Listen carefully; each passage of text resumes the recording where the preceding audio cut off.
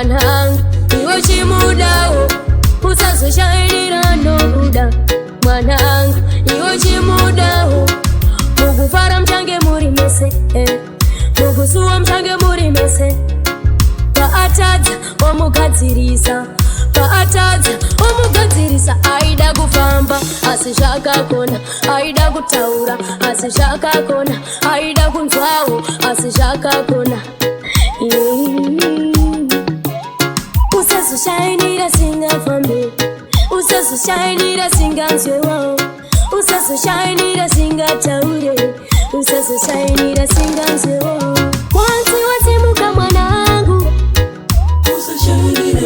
kunyango wane mari kunyango wane mota zvayo upenyu nyerwendo neta ushano kusimudza mangwana chiri kwako mangwana chiri kwangu natsa kwawabva kwaunoenda usiku mwanangu kudo kushata zvaro asi haridye usiku kubvira natsepana munhu asina basa wanhu muranyi mogara zvakanaka kanochinge washanda motya makawanda usazoshora avo vasingashande wanzi wazimuka mwanangu kunyango wane mari kunyango wane mota zvayo upenyu nyerwendo neta ushano kusimudza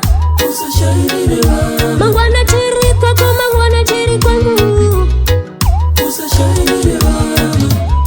usazoshainira nokuda mwanangu iwe chimudawo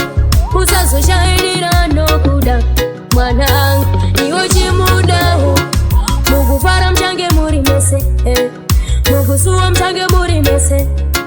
paatadza omugadzirisa paatadza omugadzirisa aida kufamba asi zvakakona aida kutaura asi zvakakona aida kunzwawo asi zvakakona usazoshainira singafambe usazoshainira singanzwewo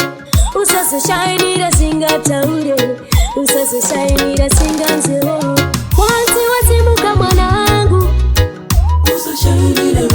kunyango wane mari kunyango wane mota zvayo upenyu nyerwendo neta ushano kusimudza mangwana chiri kwako mangwana chiri kwangu natsa kwawabva kwaunoenda usiku mwanangu kudo kushata zvaro asi haridye usiku kubvira natsepana munhu asina basa wanhu muranyi mogara zvakanaka kanochinge washanda motya makawa